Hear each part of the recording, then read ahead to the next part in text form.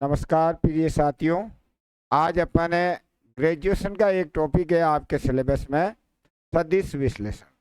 उसके बारे में अपन कम से कम समय में, क्योंकि आपके एग्जाम नज़दीक है, अपन ऐसी ट्रिक्स देंगे कि आपके सदिश विश्लेषण में जो प्रश्न पूछे जाएंगे वो आपके गलत नहीं हो। तो इसके लिए मैं कुछ आपके लिए प्रश्न लेके आया हूँ, कुछ सूत्र है। उनको यदि आपने रट लिया तो इसका मतलब आपके जो ग्रेजुएशन लेवल की सदिश विश्लेषण है वो आपकी कंप्लीट हो जाएगी। तो प्रिय विद्यार्थियों, इससे पहले आपको एक तो डॉट आना चाहिए और एक आपको क्रॉस आना चाहिए। ये दो चीज आने के बाद आपकी ग्रेजुएशन की सदिश विश्लेषण आराम से कर सकते हो। तो प्रिय विद्यार्थियों, पहले आपको अदिश गुणा बता देता हूँ। अदिश गुणा क्या होता है? अदिश गुणा, अदिश गुणा प्रिय विद्यार्थियों, ये आपको वैसे आता होगा, फिर भी देखो। ए बराबर वेक्टर दे रखा है A1 आई कैप प्लस A2 जे कैप प्लस A3 के कैप, और बी बराबर अपन को दे रखा है B1 आई कैप प्लस B2 जे कैप प्लस B3 के कैप। आपको क्या करना? अदिश गुणा करना। ये अपन के काम आएगा अभी, इसलिए सिखा रहा हूँ। ए डॉट बी कैसे निकालते हैं प्रिय विद्यार्थियों? ए डॉट बी निकालने के लिए यहाँ से देखो डॉट करना है, तो आई डॉट वन हो जाएगा। तो यहाँ से लिख देंगे A1 B1 प्लस यहाँ से लिख देंगे A2 B2 प्लस A3 और B3। ये मैं कॉलेज लेवल का इसलिए यह सिखा रहा हूँ। प्रिय विद्यार्थियों, अभी अपन के डाइवर्जेंस और कर्ल निकालेंगे। उस समय आपको डॉट नहीं आएगा तो डाइवर्जेंस कैसे सीखोगे? और कर्ल आपको मान लो कि क्रॉस नहीं आएगा, तो ये तो हो गया हमारे डॉट। अब हो गया सदिश गुणा। सदिश गुणा, ये प्रिय विद्यार्थियों सदिश गुणा ए क्रॉस बी। इसमें क्या होता है? आई कैप, जे कैप और के कैप। ए में देख लेते हैं क्या क्या दिया हुआ है। A1 A2 A3। इसके बाद बी में क्या है? B1 B2 B3। वैसे 12th का मैं करवाऊंगा वेक्टर, तब भी आ जाएगा अपन के। इनको खोलने के लिए पहले आई के, तो ये इनको गुणा कर दिया A2 B3 minus B2 A3 plus j cap. ये जे कैप लिया तो फिर यहाँ से करना B1 A3 minus A1 B3 plus k cap. ये लेंगे तो प्रिय विद्यार्थियों A1 B2 minus B1 A2। ये तो अपन के रही क्रॉस की बात। अब प्रिय विद्यार्थियों के अपन को डॉट आ गया, क्रॉस आ गया। इसके बाद अपन कर्ल भी निकालेंगे, डाइवर्जेंस भी निकाल लेंगे। उनके प्रश्न किस प्रकार आते हैं वो भी हमें निकाल लेंगे। तो यहाँ पर मैंने पहला जो सदिश विश्लेषण में आपके प्रश्न दिया है, इसका प्रश्न कैसे आता है? एक अदिश क्षेत्र, एक अदिश क्षेत्र क्या दिया हुआ? एक अदिश क्षेत्र एफ। तो प्रिय विद्यार्थियों के ये क्षेत्र आ सकता है, जैसे क्या आ गया, पृष्ठ दे दिया। मान लो पृष्ठ आपको दिया हुआ है XY² मान लेते हैं कि ये कोई पृष्ठ बराबर 4 है का बिंदु, सपोज करो बिंदु दे दिया 1 0 -2 पर सदिश आई कैप -3 जे कैप प्लस के कैप की दिशा में टिक अवकलज है। प्रिय विद्यार्थियों, इसमें ये ध्यान रखना, ये आपके पृष्ठ कोई सा ही दे सकते हैं। इसको आपको क्या करना? एप मान लेना है। और बिंदु आपको कैसा भी दे सकते हैं, 1 0 -2 दे सकता है, 2 3 4। मैंने मतलब प्रश्न किस प्रकार से इसका पूछा जाता वो चीज मैं आपको प्रिय विद्यार्थी बता रहा हूँ। तो पहले तो आपको ग्रेडियंट एप निकालना। तो ग्रेडियंट एप मतलब प्रिय विद्यार्थियों आपको नॉलेज रखना, डेल को कहते हैं i cap del by del x plus j cap del by del y plus k cap del by del z. जो आपका ये डेल है इसको नेबला भी बोलते हैं और डेल भी बोलते हैं। क्या बोलते हैं बेटा? डेल भी बोलते हैं और इसको नेबला भी बोलते हैं। क्या बोलते हैं? नेबला। तो आपको क्या करना है कि जैसे ये प्रश्न दे रखा है तो आपको पहले डेल एप निकालना है। क्या निकालना है? डेल एप निकालना है। तो आप डेल एप निकालने के लिए प्रिय विद्यार्थियों जैसे ये है, इससे आपको क्या करना है कि माना एप बराबर आप लिख दोगे x y square z minus 4 बराबर 0। प्रिय विद्यार्थियों यहाँ पर इसको पक्षांतर कर दिया और एप के बराबर मान लिया। तो आप क्या करोगे? पहले आपको डेल एप निकालना है। तो हम डेल एप निकाल लेंगे। Del f i cap del by del x, और यहाँ क्या हो जाएगा? ये आ जाएगा x y square z minus 4 plus j cap del by del y, और यहाँ क्या हो जाएगा? X y square z minus 4, और ऐसे अपन जेड के रेस्पेक्ट में भी कर देंगे। तो प्रिय विद्यार्थियों यहाँ एक्स के रेस्पेक्ट में अपन क्या करेंगे? अवकलन करेंगे। तो अवकलन करेंगे तो एक्स के रेस्पेक्ट में जैसे इसका अवकलन किया, ये अलग से बता रहा हूँ। I cap del by del x x y square z था। ये क्या निकाल रहे अपन? डेल एफ निकाल रहे हैं।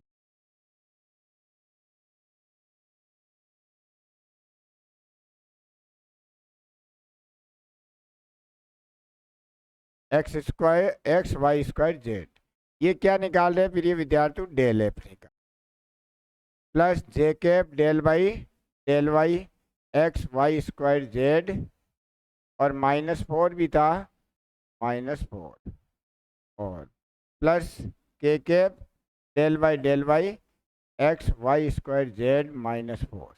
अब प्रिय विद्यार्थियों यहाँ से अपन देखते हैं, यहाँ से क्या करते हैं? एक्स के रेस्पेक्ट में आंशिक अवकल करना, वाई स्क्वायर और जेड अचर है।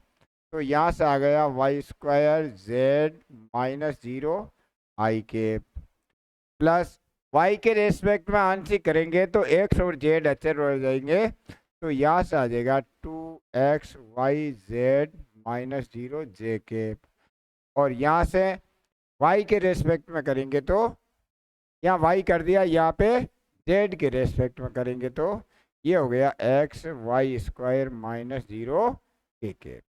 अब प्रिय विद्यार्थियों जैसे बिंदु अपन को दिया हुआ था, बिंदु क्या दिया हुआ था हमारे पास? बिंदु था हमारे पास 1 0 माइनस 2। तो 1 0 माइनस 2 पे निकाल लेते हैं। 1 0 माइनस 2 पर क्या निकाल रहे अपन? ये निकाल रहे डेल एफ। तो प्रिय विद्यार्थियों x के स्थान पे ये रखना, y के स्थान पे ये रखना, तो ये तो हो गया 0 आई के। यहाँ पे देखो y की जगह 0 रखते, ये भी 0 जे के, और यहाँ से भी y की जगह अपन 0 रखेंगे तो ये हो गया प्रिय विद्यार्थियों 0 के। अब अपन को क्या करना है कि अपन के डेल एफ आ गया, क्या आया था? 0 आया था, क्योंकि y विलुप्त नहीं हुआ था, y यहाँ भी आ गया था। y की वैल्यू रखते ही यहाँ भी y आ गया था और वहाँ भी y आ गया था। अब अपन क्या आगे दिक् अवकलक, उसका सूत्र अपन ने क्या लिखा था? डेल एफ सदिश अपॉन सदिश का परिमाण। जब आपका डेल एफ 0 आ चुका है तो उसको किसी से में मल्टीप्लाई करेंगे तो आपका जो आंसर आ गया वो आपका क्या आ जाएगा? इसमें 0 आ जाएगा। तो प्रिय विद्यार्थियों मैंने ये मोटा मोटा बता दिया कि आपको इसके बारे में प्रश्न कैसे आप मतलब ये कोई पृष्ठ दिया हुआ रहेगा, पृष्ठ ऐसा भी दे सकता है x square plus y square plus z square बराबर ए स्क्वायर दे सकता है वो पृष्ठ। तब भी आपको क्या करना है कि यहाँ पे क्या x square y square z square दे दिया, बिंदु दे दिया, तो इसको क्या कहते हैं प्रिय विद्यार्थी? इस चीज को ग्रेडियंट बोलते हैं। क्या बोलते हैं? ये इसको बोलते हैं GRAD ग्रेडियंट, एप भी बोल सकते, ग्रेड एप। क्या बोलते हैं इसको? ग्रेड एप बोलते हैं। अब प्रिय विद्यार्थियों इसका अपन प्रश्न सीख लिए, प्रश्न किस प्रकार से आता है, हम उस प्रश्न को हल कर सकते हैं। अब आपके यदि एग्जाम आ जाए, कोई भी प्रश्न दे सकता है, समतल भी नाम लिख सकता है। अभी अभी फर्स्ट ग्रेड का एग्जाम हुआ था, कोई एकेडमी चलाता, उन्होंने मेरे को फ़ोन करके कहा कि सर ये समतल वाला प्रश्न कैसे होगा। तो मैंने मतलब बताया कि भाई कि ये तो वेक्टर कैलकुलस का है, वो लाप्लास का समीकरण था। और लाप्लास मतलब वो संकारक होता है प्रिय विद्यार्थियों। इसको तो कहते हैं, ये ध्यान रखना, i cap del y del x plus j cap del y plus k cap del y del z. और ये कहलाता लाप्लास। इसका होता है del square by del x square plus del square by del y square plus del square by, ये अपन के काम आएंगे। तो ये प्रिय विद्यार्थियों के इन चीज़ों को, एक तो आपको अदिश गुणा आ जाएगा, एक आपको सदिश गुणा आ जाएगा, और एक आप नेवला को क्या कहते हैं, डेल को, और डेल स्क्वायर को आप क्या लिखते हैं। ये चीज़ें आने के बाद आप जो ग्रेजुएशन कॉलेज लेवल की सदिश कलन है विश्लेषण, उसको आराम से, जैसे दूसरा प्रश्न आपको दे दिया कि प्रिय विद्यार्थियों यहाँ पर क्या दिया हुआ है, यहाँ पृष्ठ दे रखा है, इस पर तल तथा अभिलंब के समीकरण याद कीजिए। तो प्रिय विद्यार्थियों का आपको पृष्ठ दे सकता है, वो पृष्ठ किस प्रकार से देगा, ऐसे देगा पृष्ठ, जैसे पृष्ठ दे दिया x square plus y square plus z square बराबर ए स्क्वायर के बिंदु भी दे सकता हो 2 3 0 पर स्पर्श तल का समीकरण, स्पर्श तल का समीकरण है। तो प्रिय विद्यार्थियों, आपके दिमाग में, जहन में ये हो जाना चाहिए कि हमारे को सूत्र आना चाहिए। यदि आपको सूत्र आता है तो प्रिय विद्यार्थियों के R इक्वल टू तो होता है एक्स आई के प्लस वाई जे के प्लस जेड के।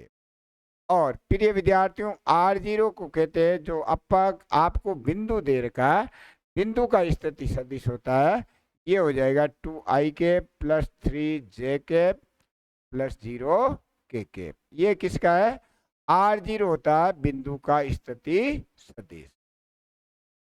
अब प्रिय विद्यार्थियों, ये चीजें आने के बाद आप सीधे चले जाओ del f, i cap del y del x plus j cap del y plus k cap del y del z. और यहाँ पर एफ क्या है हमारा, एफ है प्रिय विद्यार्थियों x square plus y square plus z square minus a square. अब प्रिय विद्यार्थियों, इसका अपन यहाँ पे आंशिक अवकलन करेंगे तो वाई जेड ये कांस्टेंट हो जाएगा, तो यहाँ से आ गया 2x आई कैप, यहाँ करेंगे तो ये आ जाएगा 2y जे कैप, और यहाँ करेंगे तो ये हो जाएगा 2z के कैप। अब प्रिय विद्यार्थियों, बिंदु पर निकाल लेते हैं। बिंदु भी आपको दे रखा है 2 3 0 पर, इस बिंदु पर क्या निकाल लेंगे अपन, इस बिंदु पर अपन निकालेंगे डेल एफ। ये डेल एफ निकाल लिया। फिर ये विद्यार्थियों एक्स की जगह 1 रखा तो ये हो जाएंगे 4i के प्लस 6j के प्लस 0 के। अब आप इस पर समतल, क्या होता है, r माइनस R0 और डॉट डेल एफ बराबर 0। तो प्रिय विद्यार्थियों, R में से R0 घटाया तो ये हो गया x माइनस 2i के प्लस y माइनस 3j के प्लस z माइनस 0 के। और इनको डॉट कर देंगे। आ गया ना आपके डॉट का, मैं बताया ना मैंने डॉट आना चाहिए, तो डॉट आया था 4i के प्लस 6j के प्लस 0 के बराबर लिख देंगे 0। तो यहाँ से किया तो i डॉट i 1 होता, तो ये हो जाएगा प्रिय विद्यार्थियों 4x minus 2 plus 6y minus 3 plus 0 z minus 0। अब प्रिय विद्यार्थियों, यहाँ से 4x और यहाँ से ले लिया 6y और यहाँ से क्या हुआ -8 ये हुए और 18 ये है, 18 और 8 हो गए -26। ये किसकी इक्वेशन आ गई हमारे पास इस पर से समतल की। तो प्रिय विद्या ऐसे ही आपको क्या आगे प्रश्न कुछ भी आए अभिलंब की समीकरण में क्या करना है, ये तो चीज वो निकाल ही दी, डेल एफ भी निकाल दिया, इनको क्या आगे क्रॉस करना मतलब सदिश गुणा करना सिखाया था, आपके अभिलंब की समीकरण प्राप्त हो जाएगी। अब प्रिय विद्यार्थियों नेक्स्ट पर आपको दो पृष्ठ दिए हुए रहेंगे, पृष्ठ इस प्रकार दे सकता है वो कि ऐसे कह सकता है पृष्ठ एक्स वाई जेड बराबर 1 तथा x² plus y² plus xy -3 बराबर 0 के मध्य कोण है और बिंदु भी दे सकता है वो, उसकी इच्छा हो तो -1 2 3 ये दे सकता है। तो प्रिय विद्यार्थियों आपको डेल F1 मतलब ग्रेडियंट मैंने निकालना सिखा दिया था कि हम ग्रेडियंट कैसे निकालते हैं। तो आप पहले ग्रेडियंट इसका निकाल लीजिए, वही ए डॉट बी, मतलब आप ऐसे मान के चलना है कि जो डेल एफ निकाल रहे हैं वो भी एक सदिश जैसे ही है, और आप आराम से मतलब ए डॉट बी अपॉन ए का परिमाण बी का परिमाण से कोस थीटा निकाल लोगे। बस यहाँ पर क्या आ गया, आपके अवकलन आंशिक करना पड़ता है। आपको ग्रेडियंट एफ ग्रेड एफ निकालना सिखा दिया था, तो ये भी मतलब इसमें भी कोई आपके डाउट नहीं रहेगा, आप आराम से इसको भी सेटिस्फाई कर सकते हो। प्रिय विद्यार्थियों नेक्स्ट सवाल, पृष्ठ एफ के अधिकतम दिक् अवकलज की दिशा एवं अभिलंब की दिशा में इकाई सदिश। ये भी प्रिय विद्यार्थियों के मोस्ट है। पृष्ठ एफ के ये क्या दे रखा, पृष्ठ एफ के अधिकतम दिक् अवकलज की एक तो दिशा निकालनी है एवं अभिलंब की दिशा में इकाई सदिश निकालना। मतलब आपको पृष्ठ दिया हुआ रहेगा, आपको दिशा भी निकालनी है और दिशा निकालने के बाद अभिलंब की दिशा में इकाई सदिश ज्ञात करना। तो प्रिय विद्यार्थियों आपको यहाँ पर पृष्ठ दे सकता है, वो मान लेते हैं कि माना पृष्ठ वो दे सकता है x² y² plus y² z² plus z² x² बराबर 4 के बिंदु भी दे देगा वो 1 0 -3 पर। अब क्या आगे दिक् अवकलज की दिशा ज्ञात करना।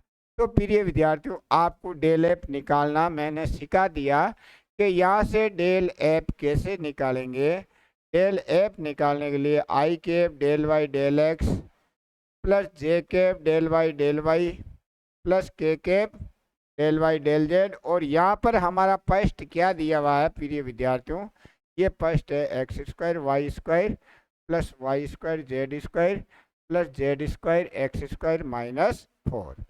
अब प्रिय विद्यार्थियों यहाँ x के सापेक्ष आंशिक अवकलन करेंगे, x के सापेक्ष आंशिक अवकलन करेंगे तो यहाँ से आ जाएगा 2x y², यहाँ से 0 हो जाएगा, यहाँ से भी आएगा, यहाँ से प्रिय विद्यार्थियों आ जाएगा 2z² x, और ये क्या आ जाएगा आई कैप। y के सापेक्ष प्रिय विद्यार्थियों आंशिक अवकलन करेंगे तो यहाँ से तो आएगा y के सापेक्ष से, इसका 2y होता है तो 2y x² आ जाएगा, और यहाँ से भी आ जाएगा 2y z² और y के सापेक्ष यहाँ से आएगा नहीं। और प्रिय विद्यार्थियों जब z के सापेक्ष आंशिक अवकलन किया जाएगा तो यहाँ से नहीं आएगा, अचर है, यहाँ से आ जाएगा 2zy² प्लस, और यहाँ से z के सापेक्ष 2zx, और ये क्या आ जाएगा के। अब प्रिय विद्यार्थियों ये तो निकाला था, अब बिंदु भी दे रखा है तो आपको यह बिंदु भी पुट कर देना है 1 0 -3। तो प्रिय विद्यार्थियों यहाँ पे देखोगे y की वैल्यू या 0 रख देंगे तो ये तो 0 में चला गया, और z की वैल्यू -3 है तो ये 9 9 दूनी 18, ये कितने हो जाएंगे, यहाँ रखा 9 9 दूनी 18 और यह रखा 1 तो 18 आई के। अब प्रिय विद्यार्थियों यहाँ y 0 है तो ये तो 0 हो गया, ये 0, तो इसके अंदर अपन के 0 के केप हो गया। अब प्रिय विद्यार्थियों अपन को क्या करना, इसके अंदर y है तो ये 0 हो गया था, और यहाँ पे मतलब जेड और एक्स है, एक्स तो 1 है और जेड का मान -3, तो ये हो गया -6 के। ये तो जे वाला है -6 के। इस प्रकार से ये तो क्या हो गई, अधिकतम दिक् अवकलज की दिशा आ गई। अब ये भी कह सकते हैं कि अधिकतम दिक् अवकलज में महत्तम वृद्धि दर। फिर ये विद्यार्थी इसके अंदर एक और जोड़ देते हैं कि अधिकतम दिक् अवकलज में महत्तम वृद्धि दर, ये आ सकता है महत्तम वृद्धि दर। ये प्रिय विद्यार्थियों मापांक डेल एफ होता है। जो आप दिशा निकाल रहे हो उनका आपको मापांक निकाल लेना है। और मापांक कैसे निकाला जाता है, जैसे किसी भी सदिश का मापांक है वो निकाला जाता है। यदि ए बराबर A1 आई के प्लस A2 जे के प्लस A3 के, तो ए का मापांक निकालने के लिए प्रिय विद्यार्थियों A1 square plus A2 square plus A3 square. तो इस प्रकार से आप मतलब अभिलंब की दिशा में इकाई सदिश, मतलब अभिलंब की दिशा में आ सकता है कि या ऐसा भी आ सकता है कि लंब की दिशा में इकाई सदिश क्या है, मतलब दिक् अवकलज का लंब की या अभिलंब की दिशा में। तो तब क्या करना है, जो ये आया था इसका परिमाण नीचे भाग में लगा देते हैं। तो प्रिय विद्यार्थियों ये चीज भी क्लियर, ये चीज भी क्लियर। आपको स्क्रीनशॉट खींचना तो खींच लीजिए। अब देखो प्रिय विद्यार्थियों नेक्स्ट दे रखा सदिश एफ का अपसरण। ये वेरी वेरी मोस्ट है कि सदिश एफ का अपसरण होता है वो डेल डॉट एफ होता है। और अपसरण को कहते हैं डाइवर्जेंस, मतलब डाइवर्जेंस एफ होता है उसको लिखा जाता है डेल डॉट एफ लिखा जाता है। इसमें ये ध्यान रखना प्रिय विद्यार्थियों के ये अचर नहीं है, ये पृष्ठ नहीं है, ये कोई सदिश फलन आएगा। इसका भी प्रश्न इस प्रकार से पूछा जा सकता है प्रिय विद्यार्थियों। जैसे मान लो कि कह दे कि मतलब सदिश, यहां से कह दे कि सदिश दे सकता है वो सदिश है एक्स स्क्वायर आई के plus 3x y j cap minus z square x k cap का बिंदु भी दे दिया। सपोज करो 1/2 3 -5 पर अपसरण, अपसरण भी कह सकता है वो, या डाइवर्जेंस एफ का मान है, ऐसा भी दे सकता है प्रिय विद्यार्थियों। सदिश एफ बराबर ये चीज दे रखी है। तो आपको क्या करना है कि प्रिय विद्यार्थियों के सबसे पहले तो आपको डाइवर्जेंस एफ का मतलब होता है डेल डॉट एफ करना है। क्या करना है, तो अपन क्या कर देंगे कि डाइवर्जेंस एफ बराबर डेल डॉट एफ, डेल को कहते हैं i cap del by del x plus j cap del by del y plus k cap del by del z. और डॉट में क्या लिखना है, एक्स स्क्वायर आई के प्लस 3x वाई जे के माइनस जेड स्क्वायर एक्स के। अब प्रिय विद्यार्थियों ये आई डॉट आई 1 होता, बाकी में सब में 0 हो जाएगा, करना ही नहीं। तो इसका x के सापेक्ष आंशिक अवकल करेंगे तो ये हमारे पास प्राप्त हो जाएगा 2x। क्या प्राप्त हो जाएगा 2x। और या y जैसे जे डॉट जे ही होता है यही होगा, बाकी को आपको देखना ही नहीं है डॉट में। और इसका y के सापेक्ष आंशिक करेंगे तो ये हो जाएगा 3x माइनस इसका अपन k डॉट के ही होता है तो ये हो जाएगा, इसका z के रेस्पेक्ट में करेंगे तो यहाँ से आ जाएगा प्रिय विद्यार्थी 2z और ये -2zx। ये तो अपन बिंदु पे निकालना डाइवर्जेंस, तो अपन क्या करते हैं बिंदु ले लेते हैं। बिंदु क्या लिया, जैसे हाफ 3 -5 पर डाइवर्जेंस एफ। अब प्रिय विद्यार्थी डाइवर्जेंस एफ ले रहे हैं अपन बिंदु पे, तो x की जगह पर वैल्यू रख देंगे। x की वैल्यू कितनी रखेंगे, x की वैल्यू हाफ रख देंगे, ये हाफ रख दिया। y की वैल्यू कितनी रखेंगे, y की वैल्यू यहाँ भी कितना रखेंगे, हाफ ही रखेंगे, -2, जेड का मान -5 और एक्स का मान हाफ। इस प्रकार अपन गणना करके डाइवर्जेंस की वैल्यू निकाल सकते हैं। प्रिय विद्यार्थियों के डाइवर्जेंस इजी है, इसमें ध्यान रखना कि आई डॉट आई वाला ही होता है, जे डॉट जे वाला ही होता है, के डॉट के वाला ही होता है। और ये क्या आगे पृष्ठ है, सदिश एफ दिया हुआ है, तो ये वेक्टर में दे रखा है। अब प्रिय विद्यार्थियों नेक्स्ट चीज है, सदिश एफ है यदि वो परिनालकीय सदिश है। क्या दे रखा है, यदि वो परिनालकीय सदिश है, परिनालकीय सदिश है, तब हमारे को ये ध्यान रखना है कि उसका डाइवर्जेंस एफ है वो क्या होना चाहिए, 0 होना चाहिए। यदि वो परिनालकीय सदिश है, जैसे अपन के कह सकते हैं कि इसके लिए प्रिय विद्यार्थियों सदिश, मान लो कि सदिश दे दिया x-2 i cap plus 5-3 j cap plus lambda z -4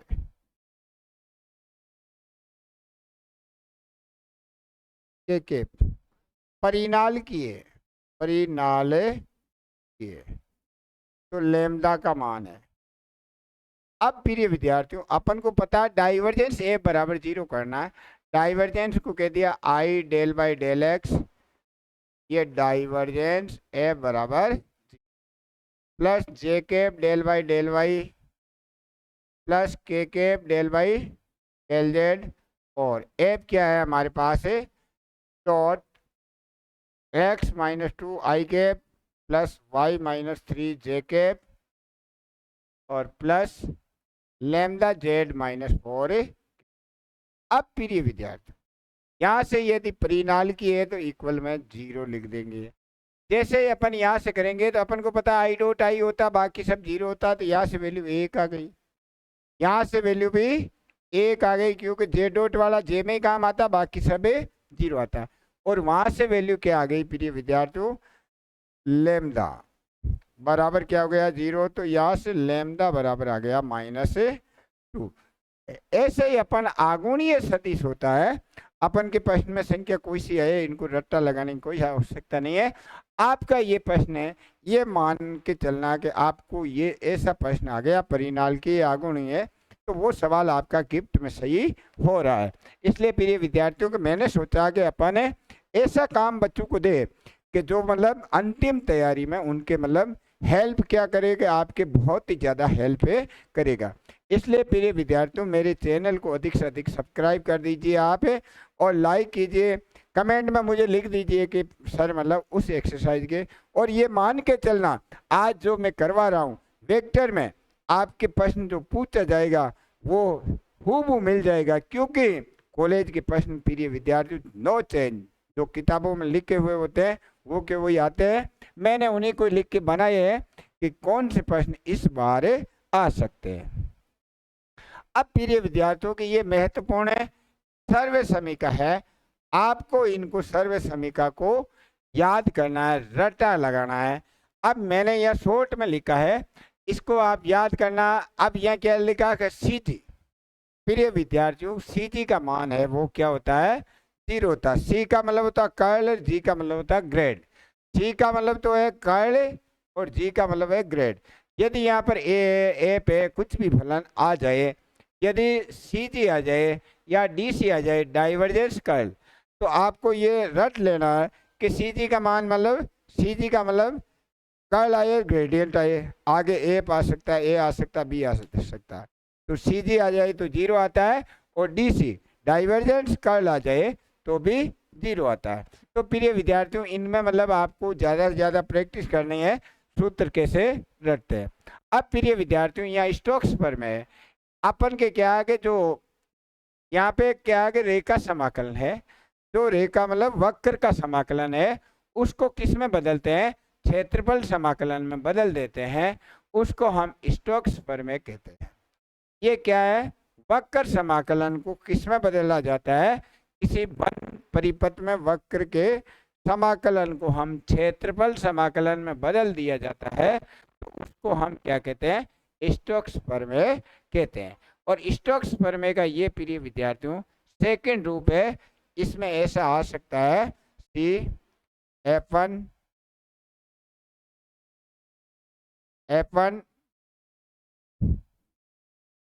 F dot D R है, F1 dx है, F2 dy है। ऐसा भी हो तब आपको क्या करना है, क्षेत्रफल समाकलन में बदल देना है। ये किसमें है, वक्र का समाकलन है, उसको किस में बदला है, क्षेत्रफल समाकलन में। तो स्टोक प्रमेय ये आपको कार्तीय रूप आ सकता है, तो प्रिय विद्यार्थियों इनको याद करना है। अब देखो ग्रेन प्रमेय जो वेरी वेरी मोस्ट है, तो प्रिय विद्यार्थियों ग्रेन प्रमेय में फर्स्ट रूप आपको अच्छी तरीके से रट्टा लगा लेना है कि यहाँ फाई है, ये डेल साई है, माइनस या साई है, डेल फाई है, और एन कैप डी एस है। अब यहाँ पर क्या आ गया, इसको क्षेत्रफल समाकलन को हमने किस में बदला है, इसको आयतन समाकलन में बदला है। प्रिय विद्यार्थियों आयतन मतलब वहाँ पे क्या लिख दिया है, डी वी लिख दिया। इनको भी याद करने का तरीका क्या है, आपको ज़्यादा कोई पाठ उठाना नहीं है, इतना याद रखना है कि इसके स्क्वायर लगा देना है और इस चीज़ की जगह डी वी लिख देना है। आपको सत्यापित करने के लिए वहाँ एग्जाम में नहीं कहेंगे कि आप इसको फला चीज़ को सत्यापित कीजिए, आपके दिमाग में ये पता होना चाहिए कि ये चीज़ आपसे पूछ ले और आगे आयतन समाकलन ऑप्शन में दे दे के कौन सा सत्य है, तो ये डेल का, तो ये है डेल स्क्वायर हो जाएगा और ये डी वी लिख देंगे। अब कार्तीय रूप में पी डी एक्स, इसका जो एग्जाम है प्रिय विद्यार्थियों प्रश्न भी पूछा जाता है, जिनके मतलब 4-5 प्रश्न मैंने दी है, आप आराम से उनके उत्तर रट्टा लगा लेना।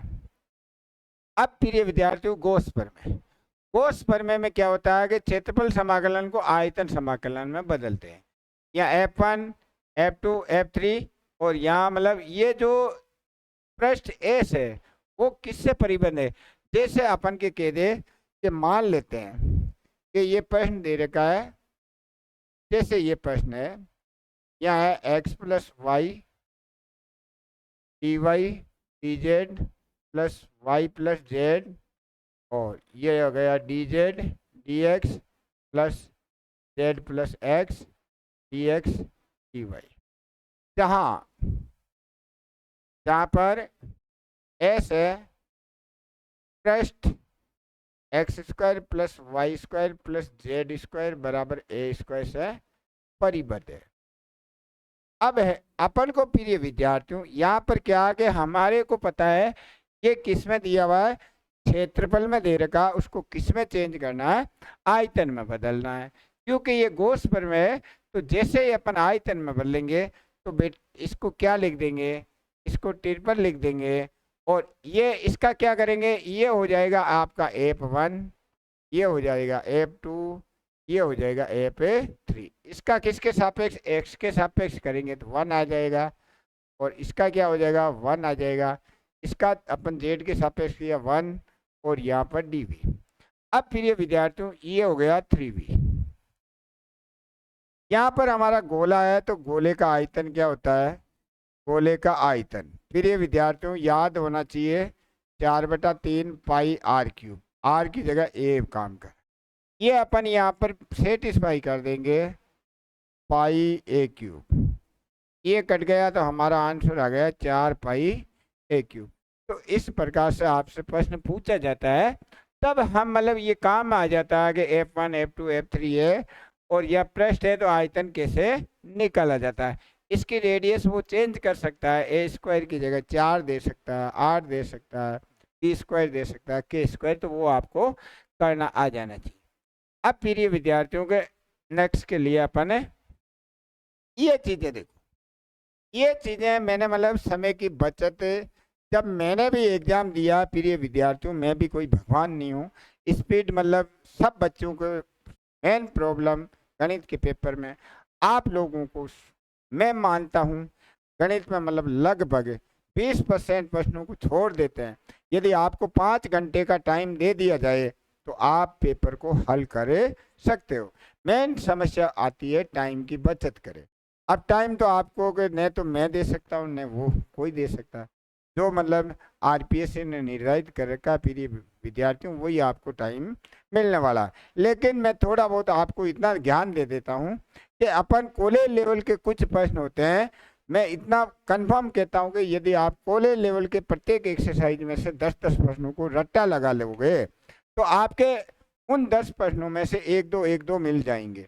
और मान लो कि अपन के 8-9 एक्सरसाइज है, 9 एक्सरसाइज में आपने 100 सवाल रट लिए, तो 100 सवाल में से आपके सपोज करो 15 या 20 सवाल है जैसे ही आ गए। अब आपके 15 या 20 सवाल वो तो जीके जैसे बन गए, उनमें तो केवल टिक लगाना है। अभी पिछली बार भी मैंने मतलब नोट्स में जब सेकंड ग्रेड को पढ़ाया था तो वो लंबवर्ती शंकु था, उनका मतलब वो कौन पूछा था जो मतलब 10 इनवर्स रूट 2 आया था। तो ये कुछ चीजें होती है कि जो मतलब रट्टा लगाए उच्चिष्ट निम्निष्ट है उसको। इसके लिए प्रिय विद्यार्थियों मैंने यहाँ पे लिखा हुआ है, आप आराम से देख लीजिए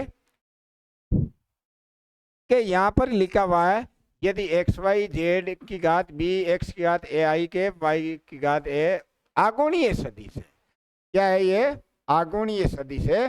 तो आपके ऑप्शन में आपको पता होना चाहिए कि एक्स वाई जेड की घात बी वाला सवाल है, सवाल नो चेंजेज होता है। ये 12th क्लास की प्रश्न नहीं है जो कि अपनी मन की मर्जी चला लेते हैं, ये सवाल हूबहू आते हैं। तो इसलिए प्रिय विद्यार्थियों उस कंडीशन में बी का मान 0 लिख देना और ए का मान है -1 लिख देना।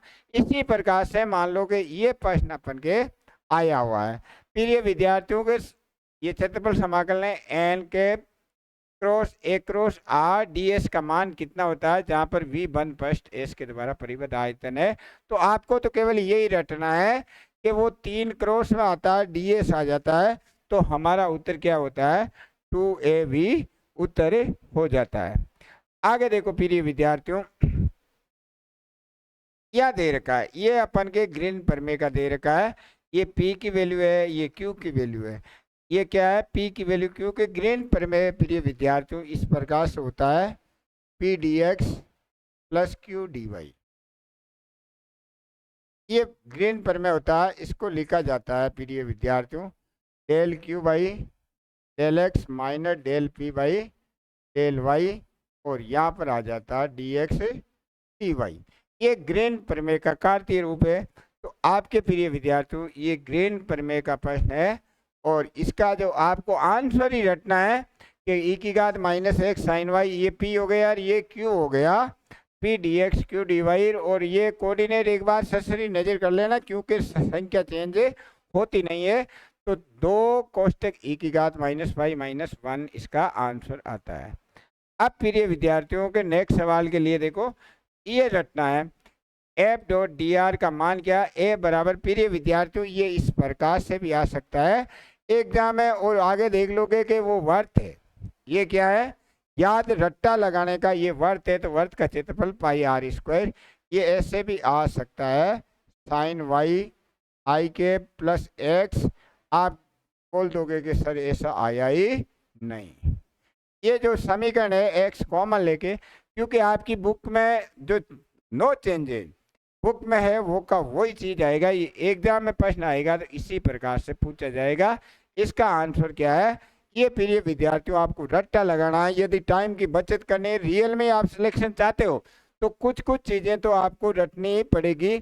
मैं ये कहता हूँ कि मेरे को सब चीज आती है, मैं आपको मानता हूँ सब चीज आती है, लेकिन वहाँ वैसा टांग भी नहीं अड़ानी कि मैं तो रटूंगा ही नहीं, क्योंकि कुछ कुछ चीजें ऐसी होती है जिनमें मतलब अपन की टाइम की, मान लो कि ये प्रश्न है मैं करने बैठूंगा तो कम से कम 7-8 लाइन भरी जाएगी।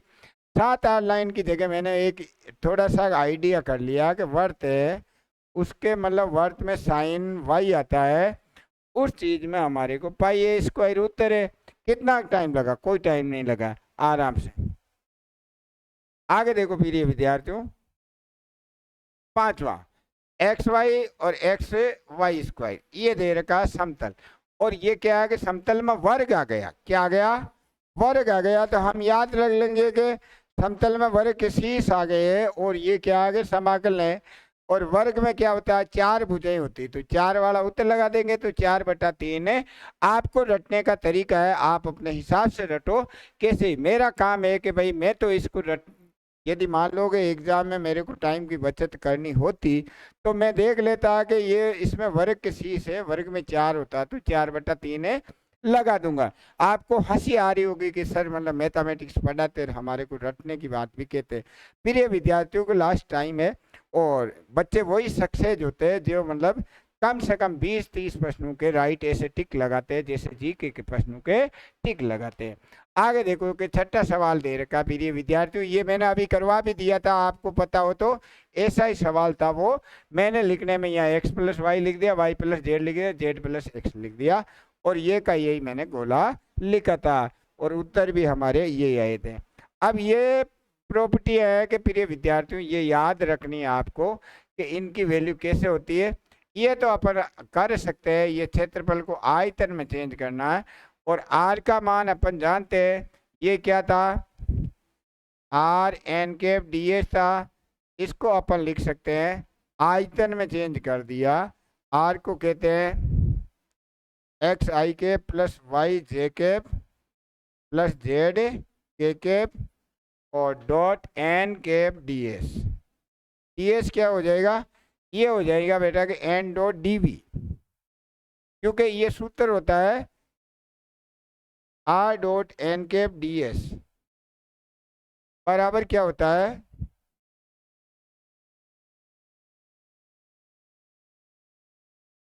r.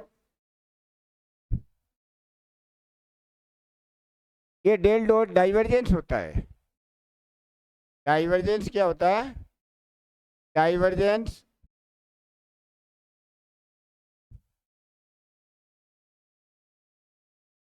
हाँ प्रिय विद्यार्थियों, यहाँ देखो कि x का अपन आंशिक अवकलन करेंगे 1 हो जाएगा, इसका 1 हो जाएगा, इसका 1 हो जाएगा, तो ये कितना आ जाएंगे 3b आ जाएगा। क्या हो जाएगा, इसका आ जाएगा अपन के 3b। क्या आएगा प्रिय विद्यार्थियों, 3b। xi y j और z k। अपन इसको कर देंगे जैसे f1 f2 f3, और किससे करेंगे, del f1 by del x, del f2 by del y, del f3 by del z, उससे करेंगे। ये f1 हो जाएगा, ये f2 हो जाएगा, और ये f3 हो जाएगा। और इसमें जो फॉर्मूला लगेगा वो del f1 by del x plus del f2 by del y plus del f3 by del z, और यहाँ पर डायरेक्ट dv भी लिख सकते हैं। तो प्रिय विद्यार्थियों ये चेंज कर दिया, तो यहाँ del y del x, del y और डेल वाई डेल जेड, और इसको क्या लिख देंगे, dv लिख देंगे। ये तो मतलब है, और इसका भी प्रिय विद्यार्थियों 0 है, 0 आप एक बार देख लेना। इस प्रकार से आपको कुछ चीजें रट्टा लगानी है, और कुछ चीजें मैंने सिखाई थी, कर्ल कैसे निकालते हैं, डाइवर्जेंस कैसे। और फर्स्ट एक्सरसाइज में इसमें क्या है कि प्रिय विद्यार्थियों वेग है, जैसे r बराबर दिया हुआ है t² - 3t j plus e⁻t k। आपको वेग निकालना है तो वेग होता है dr/dt, त्वरण निकालना तो त्वरण होता है d2r/dt²। वेग का परिमाण निकालना है, परिमाण तो अपन कर देंगे dr/dt का परिमाण। त्वरण का परिमाण निकालना है, त्वरण का परिमाण तब कर देंगे d2r/dt² का मापांक। तो प्रिय विद्यार्थियों ये सब इजी चीज, वेग की दिशा में इकाई सदिश निकालना है, जैसे r वेग की दिशा में इकाई सदिश, इकाई सदिश, तब क्या करेंगे, वेग की दिशा में dr/dt को ऊपर लिख देंगे और dr/dt का परिमाण नीचे लिख देंगे। वो इकाई सदिश का वेग की दिशा में निकालना तो dr/dt के भाग दे देंगे, त्वरण की दिशा में इकाई सदिश निकालना तो त्वरण ऊपर आ जाएगा, त्वरण का परिमाण। तो प्रिय विद्यार्थियों मैं मतलब आपको तैयारी करवाते हुए भी कुछ चीजें आपको टिप्स दे रहा हूँ कि कुछ कुछ चीजें है जो कॉलेज लाइन की चीजें हैं उनको आप कुछ चीजों को हाँ निकालने का यदि टाइम होता तो मैं एक एक चीज को निकलवा देता, तो उनको रट भी ले और आपके जो कॉलेज लाइन की सतीश की बुक है जो मैंने करवाया है, लगभग आपको ये विश्वास दिलाता हूँ जब पेपर हो जाएगा आपका सितंबर के अंदर, जब आप याद करोगे कि सर ने कहाँ से पढ़ाया, कंप्लीट आपके इन्हीं में से प्रश्न आने वाले हैं। जय भारत, जय हिंद।